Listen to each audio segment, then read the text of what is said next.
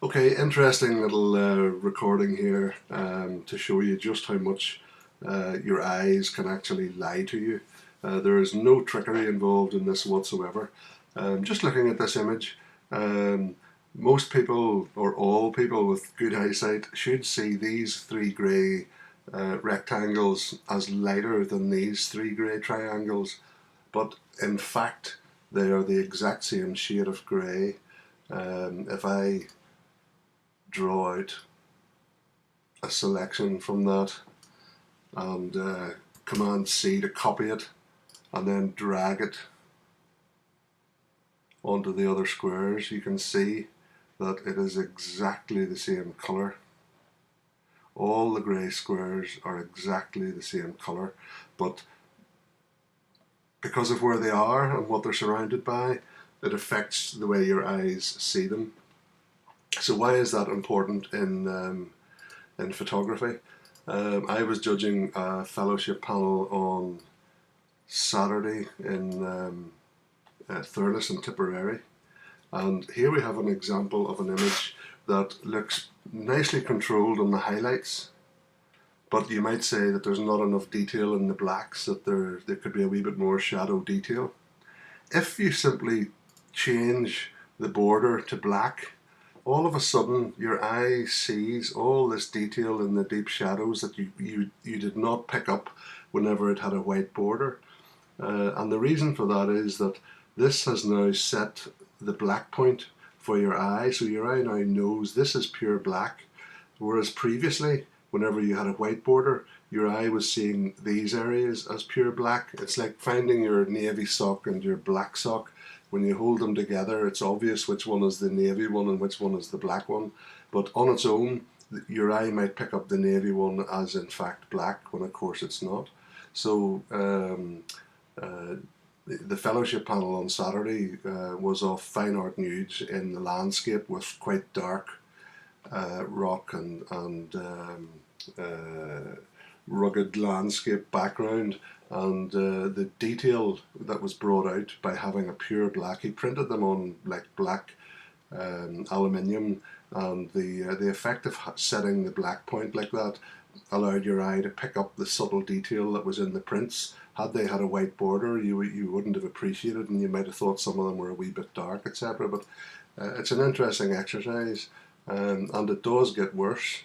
As I say, your eye will lie to you. So here we have an A square and a B square. The A square is clearly grey, the B square is clearly white, but in fact they are exactly the same colour, and you'll not believe it, but the only way to show you is to demonstrate it. So if I select and Command C to copy, Command J to put that on a new layer, so as I move it, you're all happy that this is the same colour that's coming out of this grey square.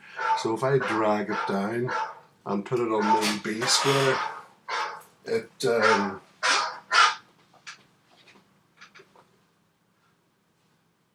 you can see that it is in fact the same colour. There's no trickery involved in this whatsoever. If you think I'm messing about, if I use the window info and put it in the middle here, you can see up in the info box it is coming up RGB as 120, 120, 120. If I bring it in here to the B, it's coming up as 120, 120, 120. So as you move it about, it gets affected by the different colours, but isn't that amazing that the colour of that square is in fact the exact same colour as the B square? So your eyes will lie to you. There is absolutely no doubt about that, and that's why sometimes I hear judges say, oh, this is blown out or this is blocked up shadows. What they should say is that this appears to be blown out, or this appears to be too grey, too white or too black, because your eyes can in fact lie to you. And there's nothing worse than you saying, oh, this was blown out, and then somebody actually proving to you that it wasn't.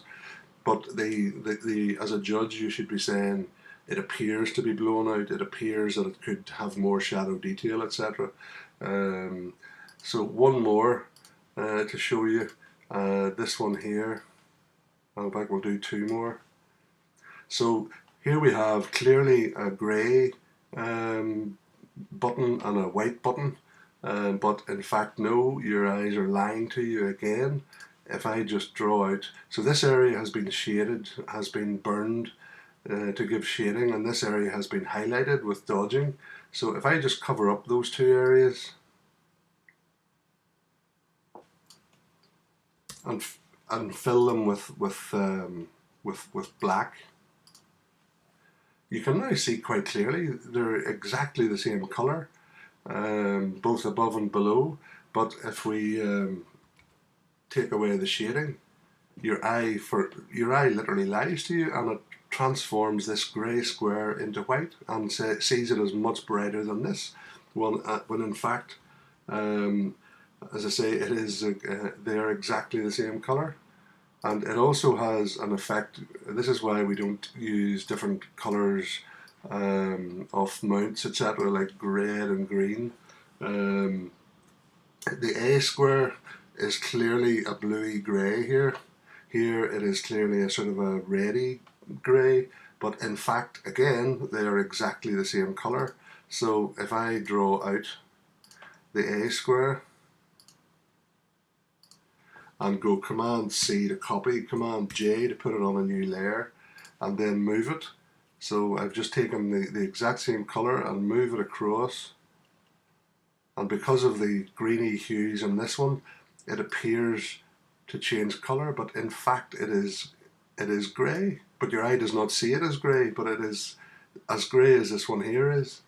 So your eyes will lie to you, and it's important, I think, particularly for judges, to be aware of the effect that surrounding colours can have on other colours. So interesting little exercise that I hope helps